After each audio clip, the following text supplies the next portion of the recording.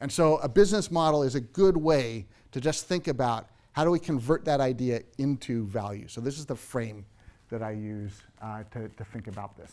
So here's an example. GroundProbe is it's a startup company that came out of UQ-based research.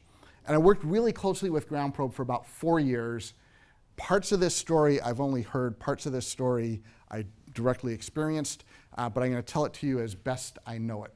And so the story, so the early stage, which is the part that came to me secondhand, goes like this. 2 researchers at UQ, experts in radar.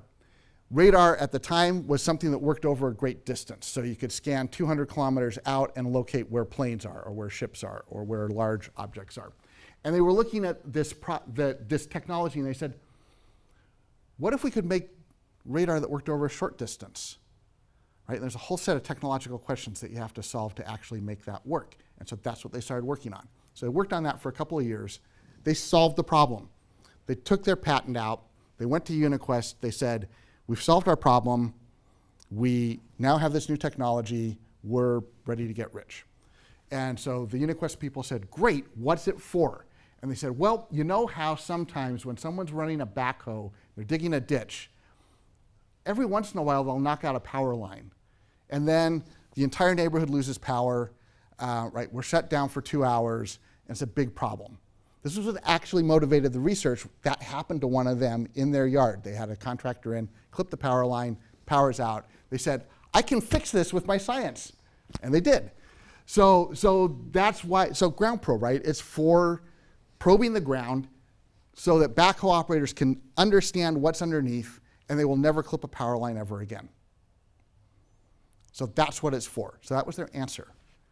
So they said, great, let's try it out. So they went out and they started talking to backhoe operators. What they really quickly learned was that backhoe operators don't actually care if they knock out a power line, because it's not their problem. It's actually Energex's problem or Ergon's problem. So from the backhoe operator perspective, you're asking them to spend a huge amount of money to prevent them from occasionally getting a break. So not a good value proposition, right? And then they went to, so once they realized that that wasn't going to work, they went to Ergon and Energex and said, well, you could mandate that everyone digging a ditch uses our technology, and then we're clear, right? And then logistically, that was basically impossible. And so essentially the idea died. They came back to UQ and they were very discouraged. And then eventually they started talking to people over in mining and mech engineering. And the people there said, do you think it would work in a coal mine? They said, we're not sure, but let's give it a go. And so they started playing around with it. And it turned out that they could use it to monitor the slope of the cut. And then they made a really important discovery over and above that, which was that when a coal mine wall collapses, it starts to bulge imperceptibly about anywhere from 20 minutes to 24 hours before the entire wall collapses. And that bulge, you can't see it with the naked eye, but you can see it with radar. So what they discovered was we can actually use that radar to scan the wall, to monitor the wall, and to give advance warning of a wall collapse, right? And if you get a 20-minute advance warning, it means that no one dies, which is good. If you get 24 hours of advance warning of a collapse, it means that no one dies and you save millions of dollars worth of equipment. So that they could sell. So they actually started selling it to mining companies, especially coal mines, open cut coal mines, to monitor the slope. So they call it slope stability radar. They had no manufacturing capacity. So if you think about the top left corner of the business model canvas, they had nothing there, so they had to outsource it. So they outsourced it to a military radar manufacturer in South Africa. After that manufacturer had built about 25 of these units, they looked at it and they said, seems like there's a market here. Maybe we should try to get in on this. So it took them about 6 months to engineer their way around the patents, and then they launched a competitive product. At the same time, a third competitor came in from Europe. So all of a sudden, GroundProbe went from a market that they had invented with margins that looked like that into a highly competitive market working with people that were used to working with margins that looked like that. And all of a sudden, they were in trouble. And so they looked at that and they said, this is no good. And then they started thinking about it some more. And what they realized was that people on site were struggling to actually interpret that data, because one of the big trends that we've had over the last 30 years in mines has been de-skilling on site. And so there was a lack of people on site to actually reliably interpret the data being generated by the radar. And so they thought about that and they said, maybe instead of selling the gear one piece at a time, maybe we should sell interpreted data instead. So what they actually did is they switched from selling equipment at a cost to selling a subscription. So instead of paying whatever it was, $250,000 or $1 million or whatever for a piece of gear, instead you spend $10,000 a month for interpreted data, right? Entire business model changed, because now we need mining engineers if we're ground probe. We need to put them on site, we need to interpret that data, we need to tell the people on site what to do in response to it. Total change of that business model. And once they launched that, it took them about 2 years to reconfigure the company so that they could actually sell it as a subscription rather than as a product.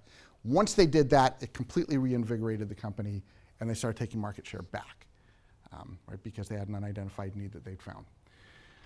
After a little bit of time, they also looked at it and said, this is really good. We could actually build an even different version of this. We could make a smaller version for people that are working in an enclosed space. And we'll call it the work area monitor. And they were selling this gear to the mining engineers on site.